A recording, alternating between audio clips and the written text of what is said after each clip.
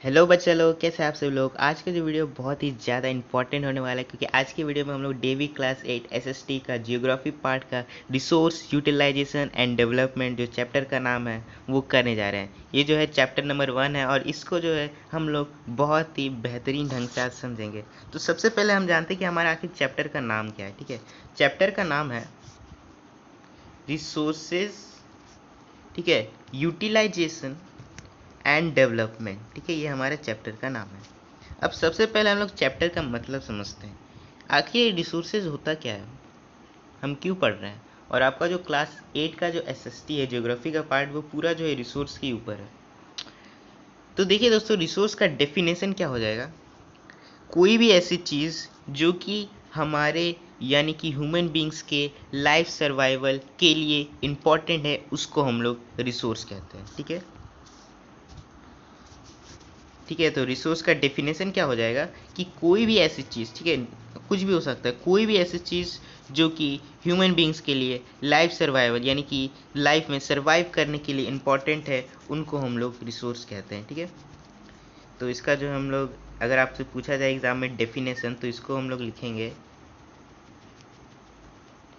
लिखेंगे resources resources are those things which are important, ठीक है, important for the life survival of human beings. ठीक है, resources are those things which are important for the life survival of human beings. ठीक है, अब देखिए, अब आपके बुक में क्या डेफिनेशन दिया हुआ है।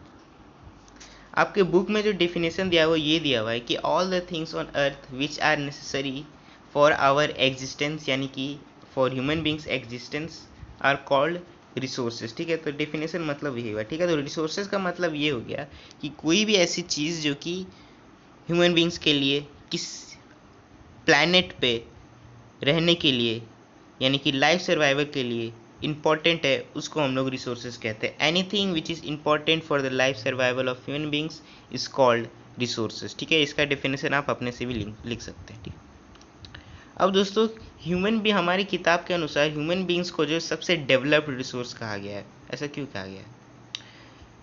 तो ह्यूमन बींग्स को जो है सबसे डेवलप्ड रिसोर्सेज इसलिए कहा गया है कि जितने भी रिसोर्सेज बने हैं या फिर जितने भी रिसोर्सेज को टेक्नोलॉजिकली एडवांस्ड किया गया है, वो सब ह्यूमन बींग्स के तो कारण है। ठीक है, कंप्यूटर जो कि एक आज रिसोर्स बन गया, ये भी आज हमारे रिसोर्स है, ह्यूमन बींग्स के लाइफ सर्वाइवल के लिए इंपॉर्टेंट है।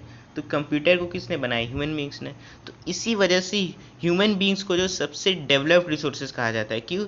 क्योंकि human beings are considered as a most developed resource because human beings are an asset. It is only with the help of human skill that other resources can be developed. ठीक है, यह सिर्फ human beings के कारण ऐसा हो, जितने भी रिसोर्सेज है ह्यूमन बींग्स के कारण ही डेवलप हो पाए। ठीक है, तो अगर एग्जाम पे आपका क्वेश्चन आ गया कि why human beings are considered as a resource, तो आप लिखिएगा human beings are considered as a resource because it is only with the help of human skill that other resources has been developed.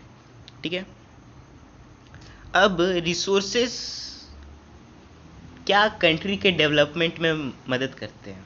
बिल्कुल करते हैं। लेकिन क्या अगर किसी भी कंट्री के पास बहुत अच्छा रिसोर्स है तो वो डेवलप्ड होगा ही?